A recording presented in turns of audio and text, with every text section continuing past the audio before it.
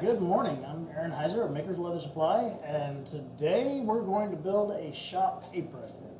So, just like the one I'm wearing here, I know I make a lot of messes when I'm dyeing, especially with the airbrush and stuff like that.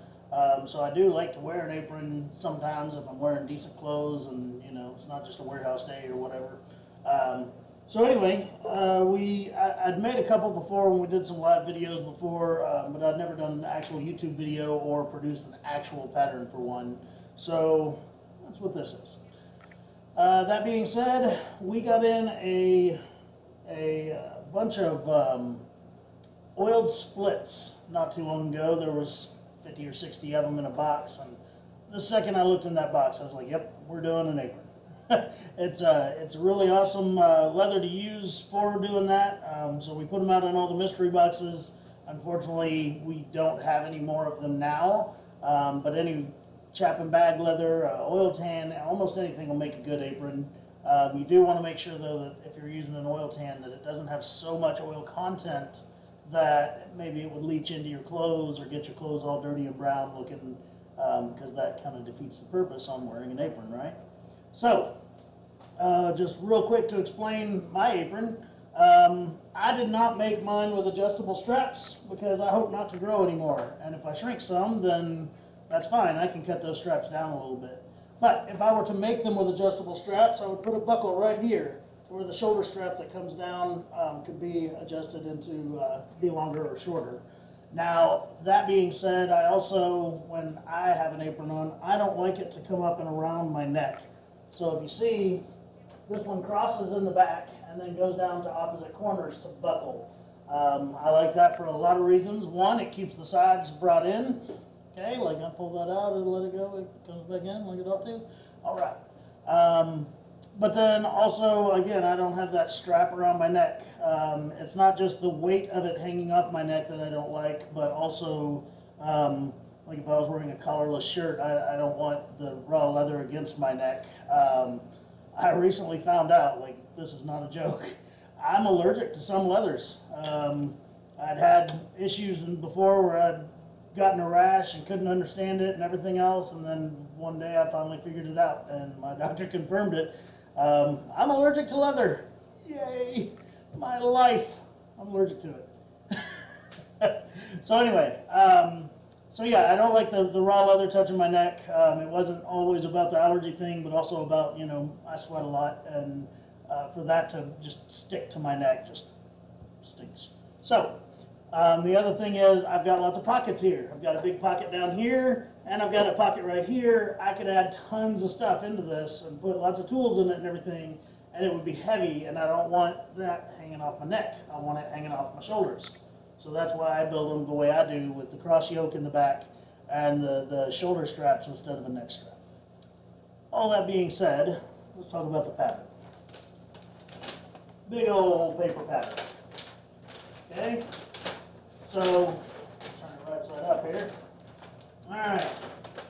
So the pattern we have is for two different cuts. Either a larger or a smaller one. You can follow the dotted lines or the solid lines. And then also, if you're making one for an extremely larger or smaller person, there's a center line here that if you need to make it larger or smaller, you add width to the center and not to one of the sides. Okay, and that way everything stays centered. Okay.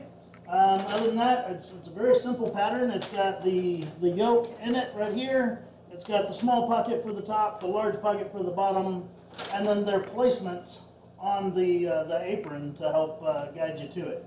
Now, that is the paper pattern that we sell on our website. But I'm not going to lie to you. I cheated. I'm ashamed. I'm sorry, but I cheated. And I say that because, well, there's my top pocket, and there's my bottom pocket, and here's my whole apron template right here. Okay, for my shop use. I have not produced this template for anyone else. People ask all the time if they can get a template for some of our larger things. the mail is the problem. Sending a template like this in the mail, it is guaranteed not to get there in one piece. So, I can look into puzzle piecing this template, but it's not going to be anytime soon if I do. So if you want the pattern, you may want to just go ahead and bite the bullet, get the paper one, glue it to cardboard like we've shown before, and then cut it out. Okay? All that being said, let's get on this. It's a very straightforward and easy build. Yeah, again, I've already cut mine out because I did use my template, and I also was across the street in the shop where I have my 8-foot cutting table, and I can lay out the entire thing at once. Other than the leather that you're going to make the body out of, you'll need 2 1-inch straps that are long enough to make your harness pieces out of.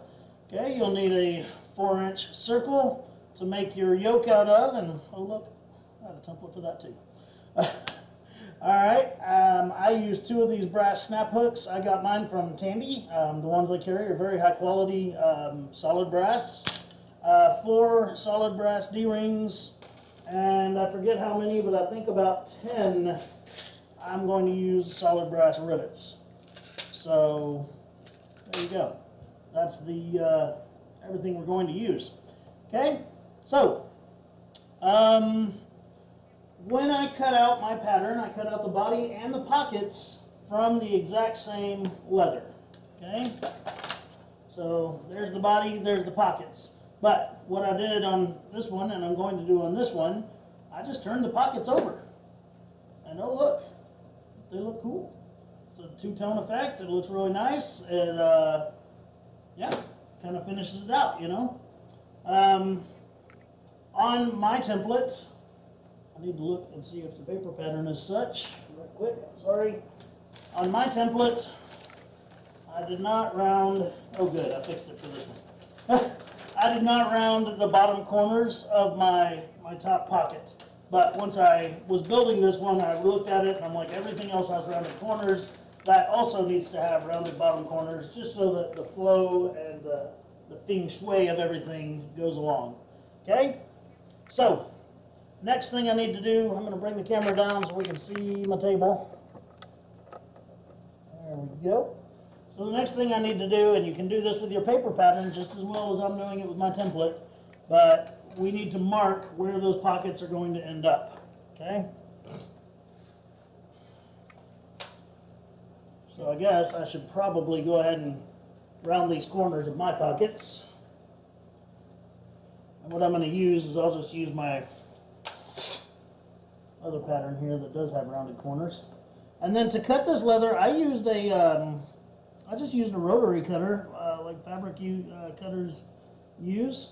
It works just fine. When I go around corners like this, here's what I do, is I'll just roll it back and forth as I go around, and it just basically makes tons of tiny little cuts that end up being one nice round cut. Okay? Again, it's easier with a template, or if you glue your pattern to a good piece of cardboard, it'll be a lot easier to do than if you're just following around paper. Okay. Line up that other corner there.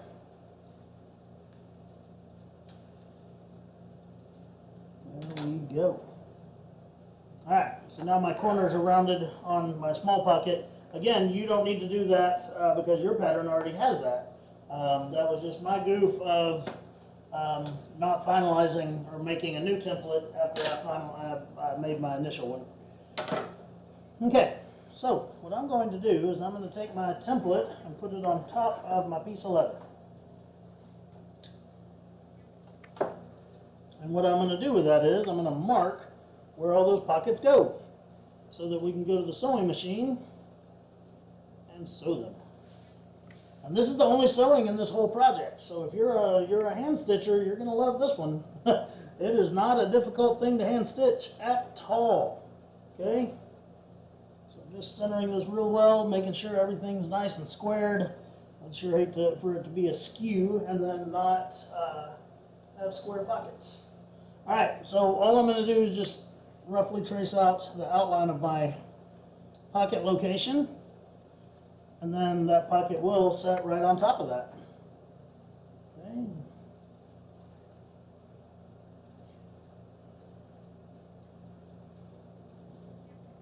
Now I can put my templates away because I'm done with them.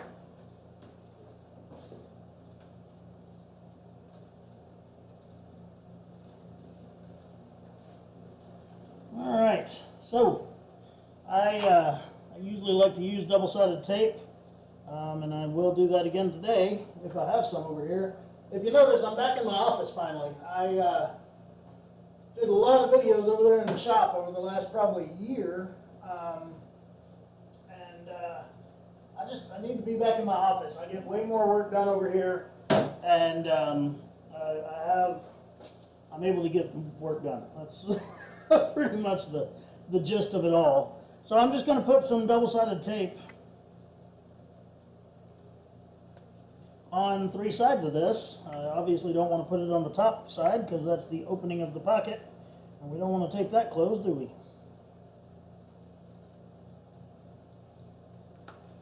Okay, and I'm going to sew these, but if you look at mine that I'm wearing, I'm also going to rivet the top of them. See, rivets right there at the tops.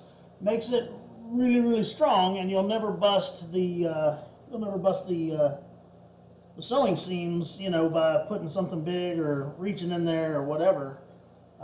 They're very solid and secure now.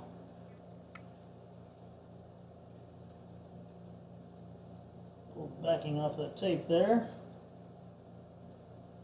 And I'm going to just tape one of these on. I'll put the tape on the back of the top pocket, but I'm not going to tape it to my main body until I've sewn the bottom one on. The reason I'm doing that, again, this is a little bit oily and the tape doesn't stick that great. So while I'm wadding this up and sticking it through my sewing machine and stuff, I don't want one of the pockets to fall off and then I have to reposition and retape it when I'm done. Okay. And again, I reversed the pocket just so I'd have a different looking leather on it. I can, you know, depending on how you want to do this, you can make this out of veg tan if you wanted. You can roll the top of it over if you wanted. I mean, there's a million things we can do to it, but I'm making it fairly plain and simple, but yet it's going to be really nice. So, there you go. Half tempted to make the one I'm doing today. I'm half tempted to make it a adjustable one because, well, I've already got one. Who knows who might end up wearing this one. I need to find me some scissors because this double-sided tape is not liking being torn. It doesn't tear where I need it to. But the problem with making videos for the last like year over in the shop is a lot of my tools are now over there. I need to get them all back.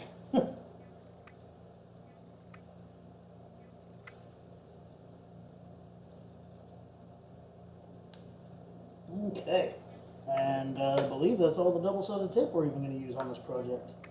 So again, I'm just going to leave this top part off. I'm going to pause the camera a minute and set up a sewing machine where we can see it, and we'll sew these 2 pockets on right quick. Alright, so here we are at my Cobra Class 18 sewing machine. I just oiled it, so I've got oil all over the dang thing. But that's okay. That's what the shop apron's for, right? So, anyway, I'll do a few back stitches here until I get to the top of the pocket, and then I'm going forward.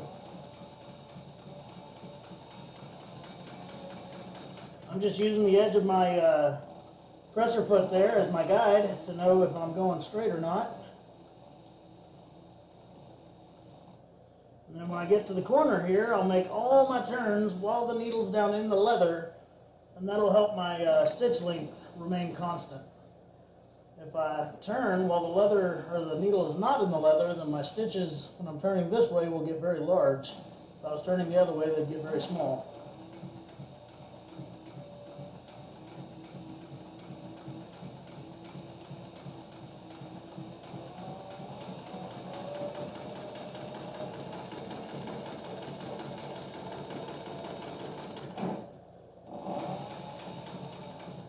This is a Cobra Class 18 sewing machine. I chose it today because it has a flatbed on it. And of course this is a big old piece of floppy material that I'm using, so a flatbed is an optimal machine to use. I could very well do this on the Class 26 or a Class 4, one of the cylinder arm machines. It would help if I have the work platform on it, the flat tabletop attachment type thing. But again, it can be done. You just have to hold more of your material out there while you're doing it. Now, I am just sewing the outsides of this pocket down. Now, to fit your custom needs, you might want to sew down the center, or leave a spot for a mallet handle to fit down into it or something like that, and then sew lines into your pocket for any custom needs you might have. I don't have any needs like that. Again, this is a generic one because I don't even know who's going to end up wearing this apron. So I'm not doing any of that. I'm just sewing pockets on. Okay, so we're done with that one. We backstitched once we got to the top. Now I need to stick my top pocket on. There it is. Pull the backings off my tape here.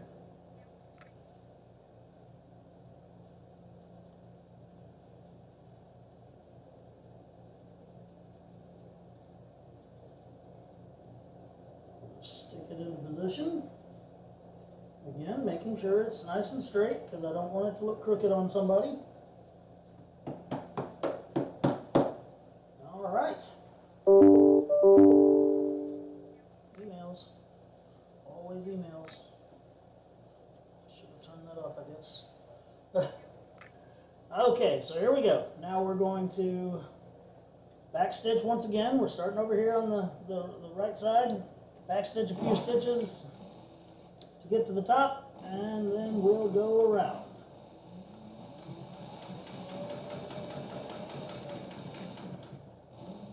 Got to a turn here, so again I got to turn it while my needle's down in the leather, and I need to carefully wad it up and get it through the cylinder of the machine here, the arm of the machine, the throat, that's what that part's called. Sorry. We've got the Waco show coming up in just a very few days, and I've got lots of stuff to do to prepare. And getting this and one more video done before that show are top priorities. So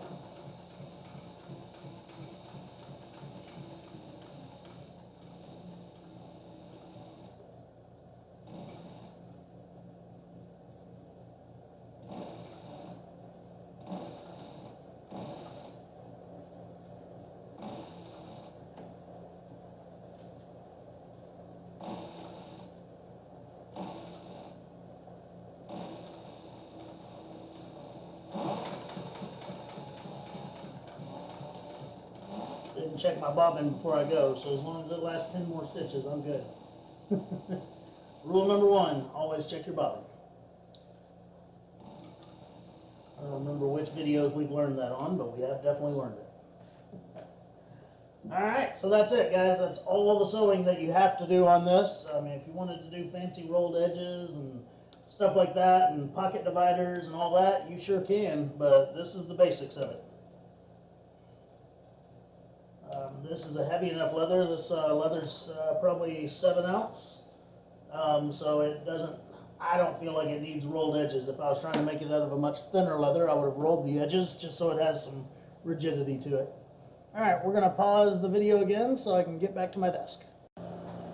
Alright, back here at the desk. Now what I need to do, these straps are extra long, and they're extra long for a reason. I need 4 of this piece right here. So they're about 2 inches long. This is a 1 inch wide strap.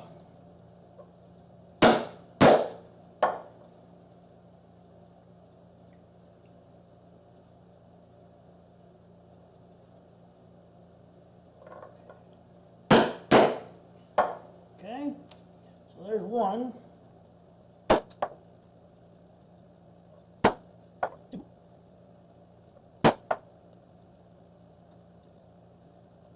3, and 4. So I need to get ready now and get all my rivet setting equipment. So I'll be right back. Alright, so I need to set a bunch of rivets, okay? A bunch of rivets. So, let's get started with that. Like we talked about, I'm going to put one here and one here. And then I'm also going to put one here and one here. Okay, and that'll help strengthen the top of the pocket. So I'm going to go ahead and knock some holes for all that. And I'm just putting it to where the head of the rivet would kind of meet the top corners of the pocket.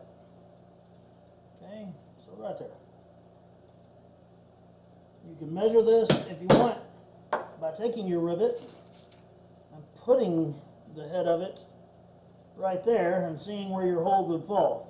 I've done enough of them, I pretty much know where it's going to fall, so I just throw my hole punch out there and go to town on it. Okay.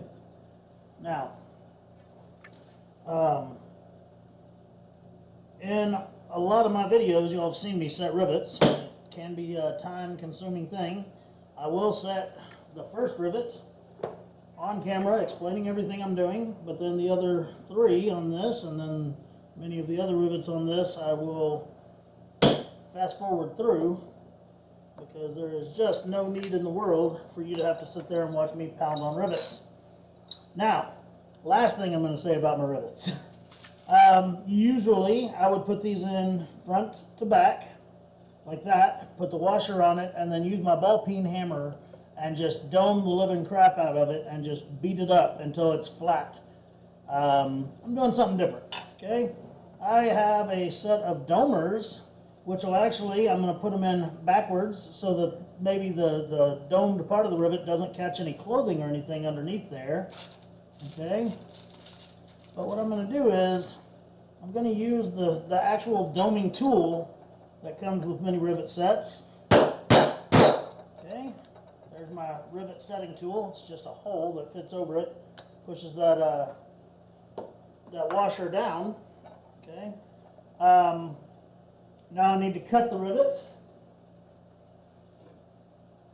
Okay, now these are brass rivets. They're much harder than the copper ones. When I cut a copper one, it usually just kind of falls over right there. But these brass ones, these things can fly. So you got to watch your eyes. You got to watch other people in the room.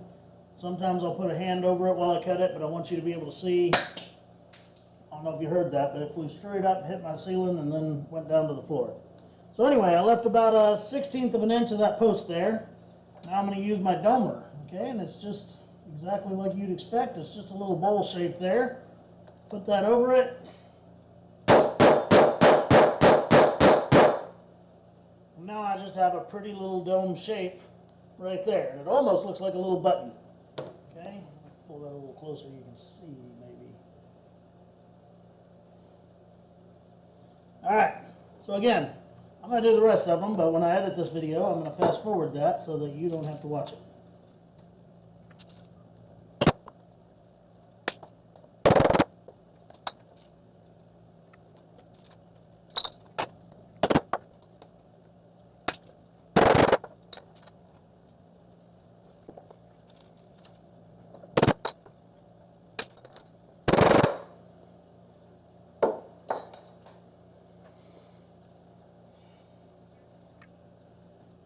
Okay.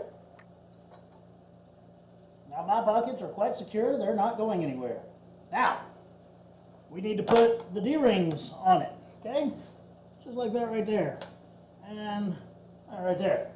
So we take our little leather pieces that we made earlier, put a D-ring on them.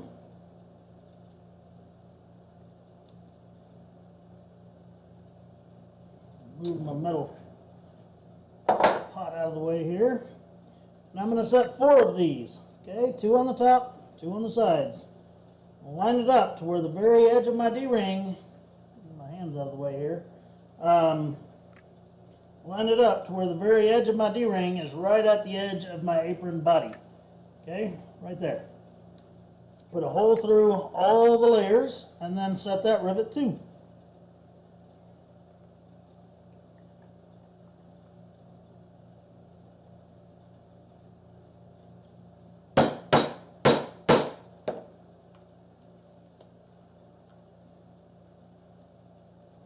Quite get through all of it.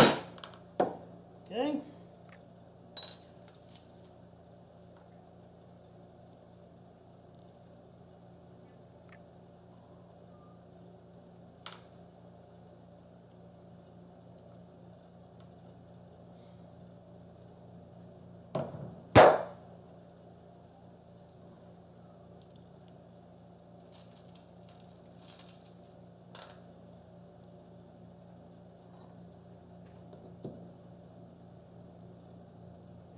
And also, I want to make sure that these are turned straight before I knock this down, because once this sucker's down, it's nice and tight, and it's not going to rotate. I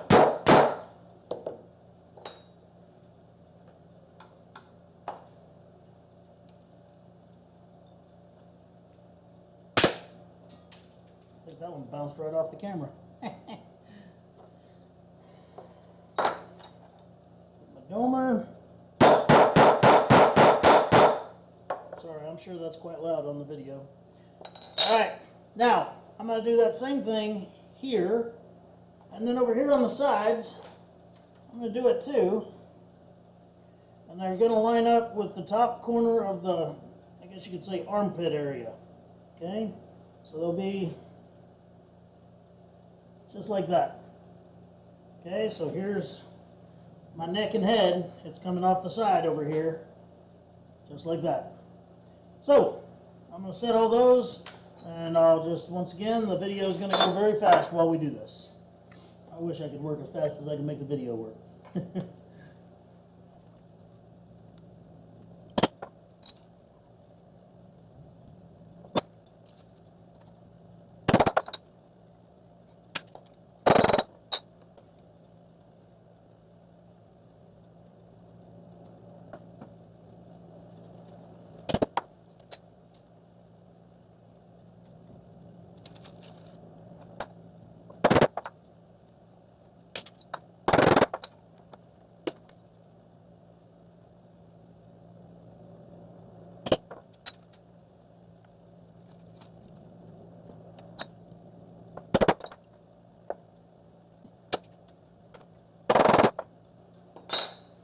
Alright, there you go.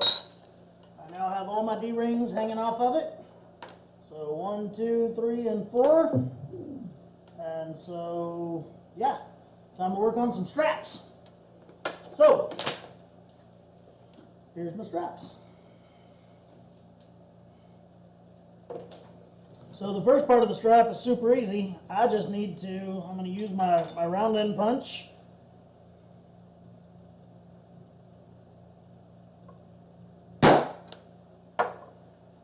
Knock off the ends of them here.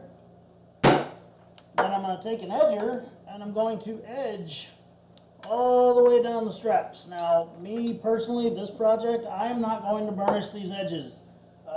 This is a very rustic looking apron, and to be very honest, burnishing the edges does not add to the rusticness of it, and so I don't want to take away from the rusticness of it. So, just going along with my edger, this is a Ron's number 2 that I'm using. Any old number 2 will do.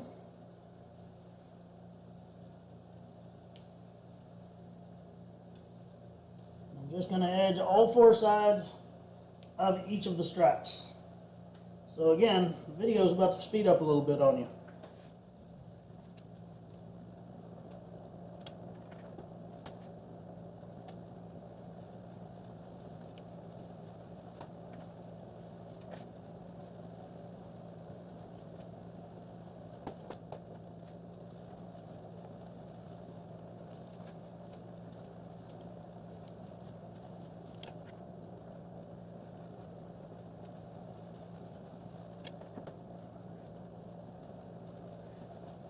Alright, so I do have the buckles to make this one adjustable.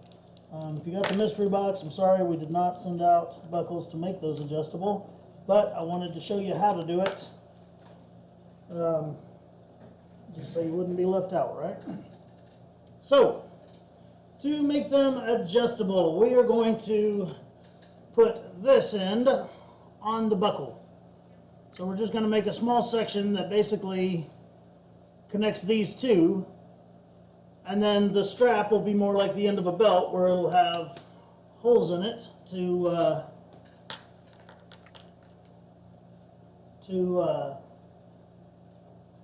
adjust. Okay, so I will make one of these little adjustable things out of each strap so I don't accidentally have one that's now too short.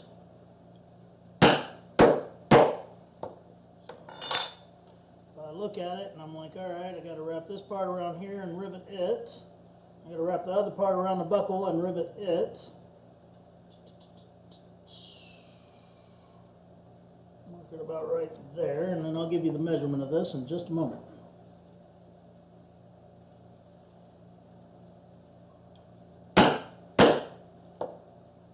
Okay, this is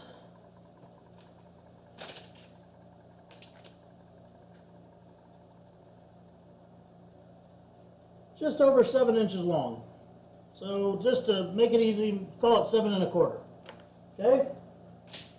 So now I have to make it again. I'm going to wrap one end around this and rivet it down. I need to put me a little slot in there for the buckle and then rivet it down. Let me grab my slot punches. Here's a 1-inch slot punch, that ought to do.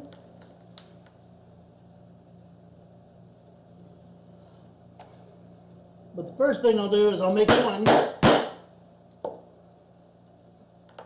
Make sure when I put it through the buckle that I left myself enough room to rivet it and everything. Okay, and I like using these cart buckles because then you don't have to make yourself a little belt keeper at the end. This part of the buckle is the belt keeper. Okay. Alright, I left myself plenty of room. So out of the other strap now, I need to cut out this exact same piece.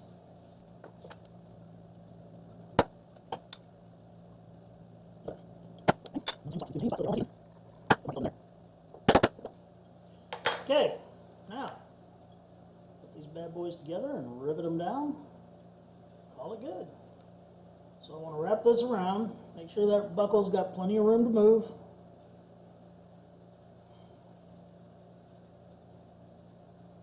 And usually I'll hang this off the side of my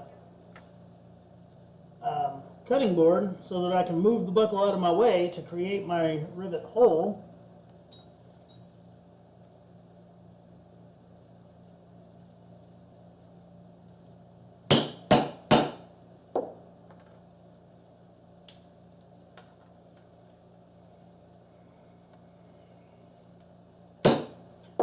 And a little tidbit for you, if your hole punches are hard to pull out of your leather like this one is being, you can take them on your strop board like you use on your swivel knife and just give them a pull and rotate, and it'll get some of that finish off of them and it'll polish them up a little bit and they won't be as hard to use.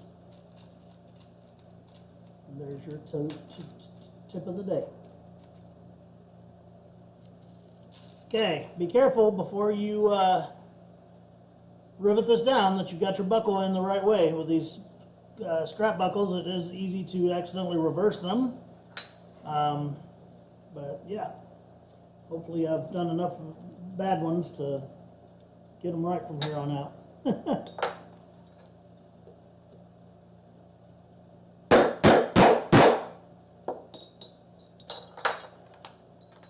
Gotta cut that again.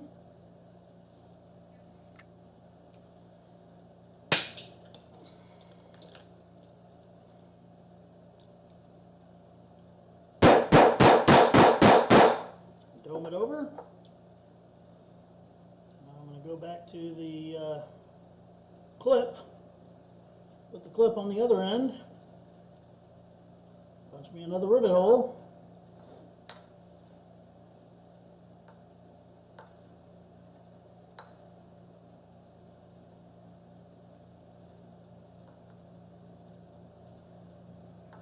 So if you're doing it this way, it will take 2 more rivets and 2 more buckles than what we previously described as needing in your kit.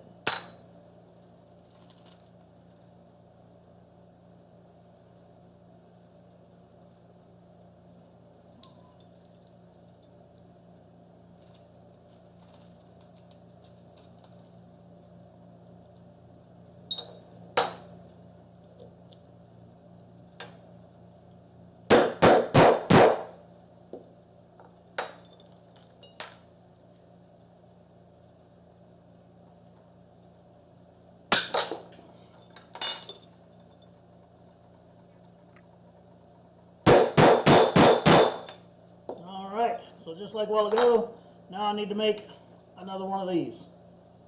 Okay, so I've already got it started, obviously.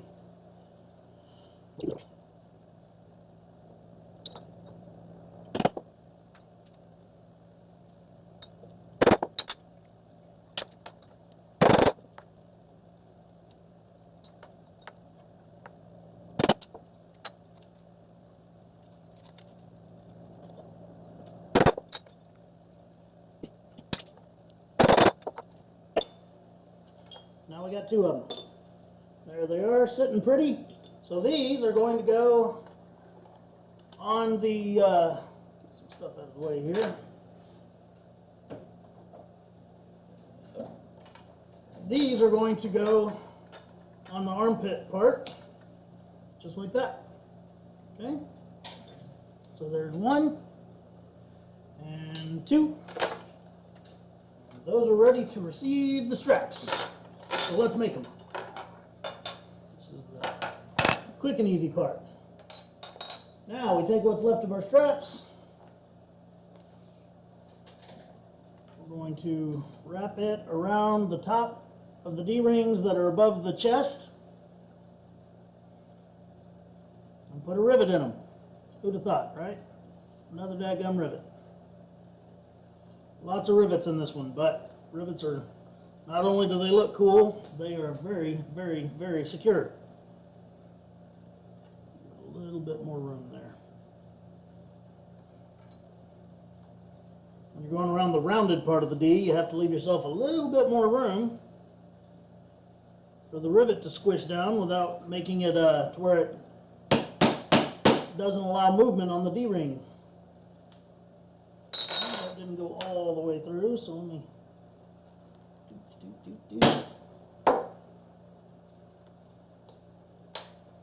Okay. So once again, let's pound some rivets. We're going to do this on both straps.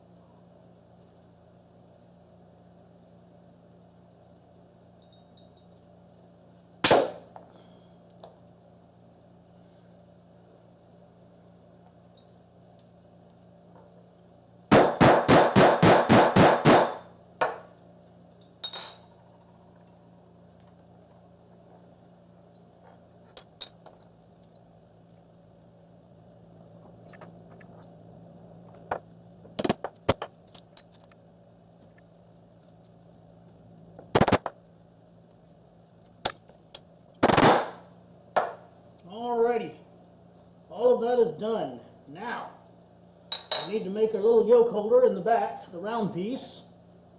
Okay, I think we're done setting rivets, so I'm going to push all this crap out of my way. Boy, that little anvil's heavy. Okay, need to make our yoke holder in the back. So, again, it's just a 4-inch circle with 1-inch slot punches in it. I might even use a 1 1/8 inch slot punch just so that the leather will slide through there a little easier. But 1 inch would suffice just as well. Because once you get it where you want it, it doesn't have to move anymore.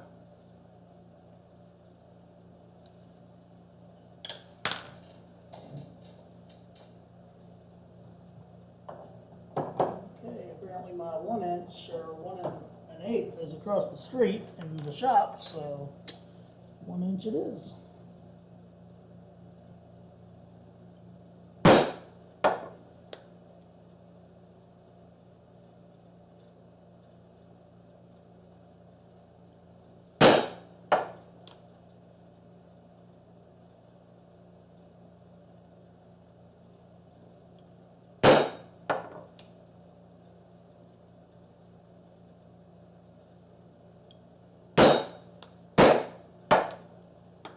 Alright, now I'm going to take off the apron I'm wearing so that I can measure the straps on it so I have somewhere to start.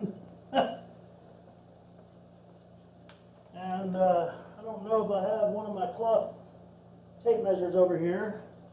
So I'm just going to put the new one up to it and measure. But basically, when you're fitting this to yourself, you just want it to be comfortable. You want it to hang at the right height. There's no right or wrong answer for what the right height is. But I want it high enough on my chest that I have coverage. Because again, I'm doing this for like dye splatters and things like that. Okay. So here's my old apron. Here's my new apron. Go back down here.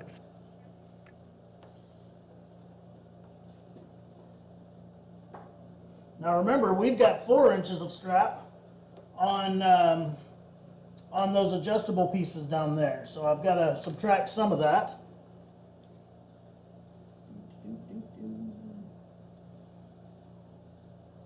This looks to be, I've got a 24-inch ruler, so let me just kind of guesstimate it here. Nope, I have an 18-inch ruler. I thought I had 24 sitting here. So there's 18. 18 and 15 is what? 40, no, 37?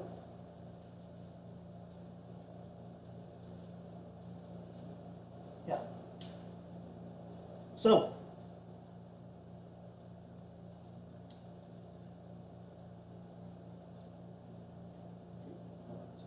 sorry, that's 33. I'm an idiot. All right. So about 33 inches is where I'm going to make the end of my strap. Again, this is to fit me. I'm a bigger guy. Okay, you may want to measure yourself or hang it over your shoulders and have someone help you measure it so that you can get the right length for you or whomever you're making this for. Okay? And then I'm just going to make the other one match it.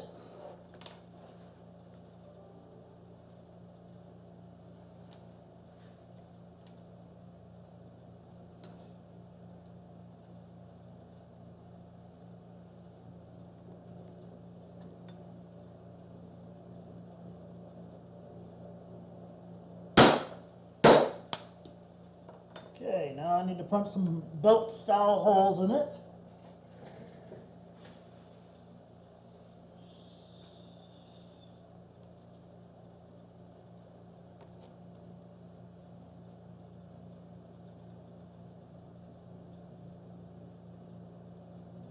And I'm not going to start all the way down at the very bottom. I'm going to start a little bit up. And I'll use this to mark where my holes are going to be.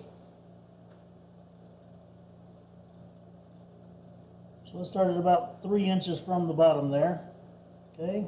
And this does not need a hole every 1/4 of an inch or so, or half an inch or whatever. You can put them kind of sparingly. I'm going to put them about every 1.5 inches apart.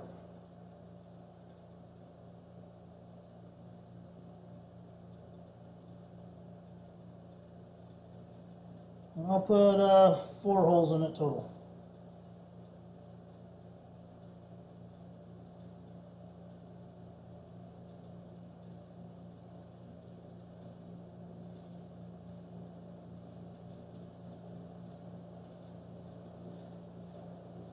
Okay, use an 1/8 inch hole punch here because I want these to be kind of tight on that buckle. I don't want it to accidentally fall out, like the buckle tongue to fall out if there's slack in there when I'm wearing it. Say you bend over or something, then when you stand back up, the daggum thing doesn't work out. Okay, now real simple, make them match.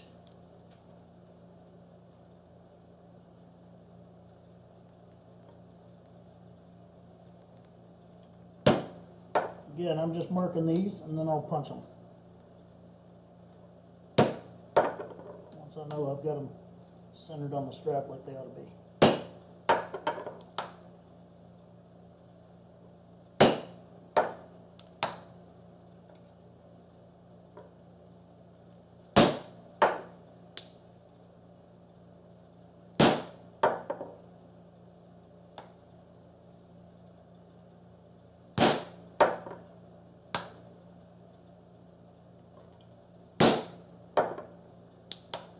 Okay, pull my old apron out of the way here. Let's Now we're all about the new, right? I want to put these through my yoke piece in a cross pattern. So, in through here, out through, sorry, let me get down here where you can see me. In from the finish side, out from the back side. Come on, buddy. Again, a 1 1/8 inch would have been a little bit better, but it's okay. Because once I get it where I need it, it won't move again.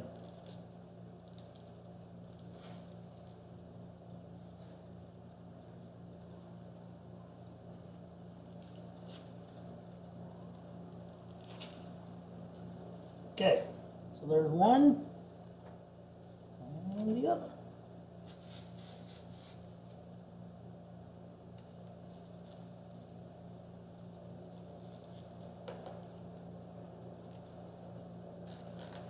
Sorry, let me get down on the camera here. I forget, the higher I hold it, the less of it you see.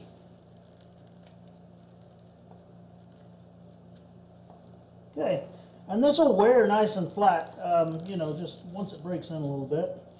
And it's pretty comfortable, even when I'm sitting in a chair, it doesn't really bother me or anything.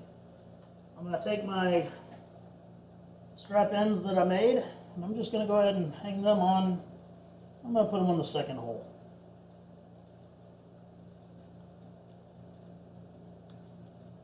Like so.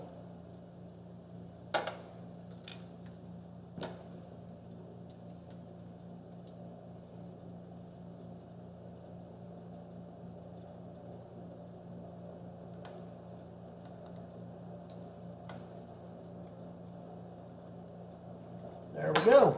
Now, camera up. Put this thing down over my head. Pull the pieces around, or the straps around to the back to attach.